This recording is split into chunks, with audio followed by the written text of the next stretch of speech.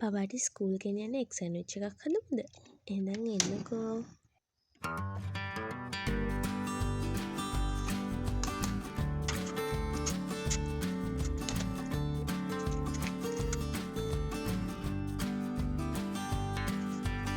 හොඳින් තම්බාගත් බිත්තර ටිකක් ගෙන මේ ආකාරයෙන් දෙකට බෙදා සුදු මදේ කහ මදේ වෙන් කර ගන්න. ඊට පස්සේ කහ මදේ මේ ඔයාලට මේ පේන විදියට හොඳට පොඩි කර ගන්න. කෑරප්පුවක් ගත්තොත් ඔයාලට ලේසි වෙයි. ඒකෙන් හොඳට පොඩි වෙනවා. ඊට පස්සේ ඒක හොඳට මික්ස් වුණාට පස්සේ ඔයාලා සුදු මදේ වෙනම අරගෙන සුදු මදේ මේ විදියට පොඩිවට කපා ගන්න. චූටිවට කපා ගන්න. ආයේ ලුණු පොඩ්ඩක් කපා ගන්න. චූටි බබෙක්ටනේ. එයාලා ඉතින් ගොඩක් ලුණු හිම කන්නේ නැති හින්දා පොඩ දාන්න. ඊළඟට දැන් මේ පොඩි කරගත්ත කහ මදේට මයොනයිස් දාන්න. මේ වගේ මයොනයිස් කියන්නේ මේක හොඳ ක්‍රීම් එකක් විදිහට පේස්ට් එකක් විදිහට හදා ගන්න ඕනේ. ඔයාලට හිතෙනවනේ මේක මේ ප්‍රමාණය ඇති කියලා. ඒ ප්‍රමාණයට එනකම් මයොනයිස් ටිකක් දාලා ලුණු කුඩු ගම්මිරිස් චූට්ටක් දානවා. මගේ බබා සැර කන කෙනෙක් නම් ගම්මිරිස් ටිකක් දාන්න.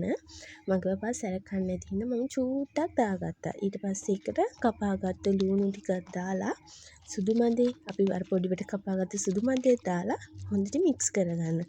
ඔයාලට දැන් මේකට මයොනයිස් මදි වගේ හිතෙනවා නම් තව මයොනයිස් ටිකක් දාගන්න. මෙන්න මේ ගානට පේස්ට් එක හැදුනාට පස්සේ හරි දැන් තියෙන්නේ ඔයාගේ සෑන්ඩ්විච් පෙත්තේ මේ එග් පේස්ට් එක ගාගන්න. මේක මාරම රසයි. ඔයාගේ බබත් ආසාවෙන්ම කයි.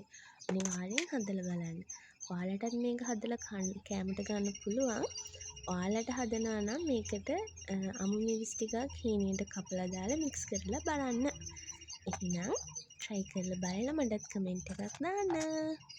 චූටි බබාලා ආසයිනේ එක විදිහට කෑම තියෙනකොට අර අපි නිකම්ම දෙනාට වඩා එයා ලන්ච් බොක්ස් එක ඕපන් කරපු ගමන් දකිනවා අනේ මේ මොකද්ද මේ? අන්න ඒ වගේ එයා දකිනවනේ අපි වෙනදට දෙන පාන් පෙත්ත නෙමේ. එයා මෙතනදී දකින්නේ.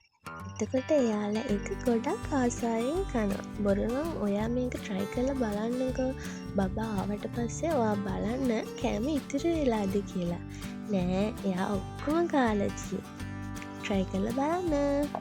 කමෙන්ට් එකක් දාන්න, ලයික් එකක් දාන්න අමතක කරන්න එපා.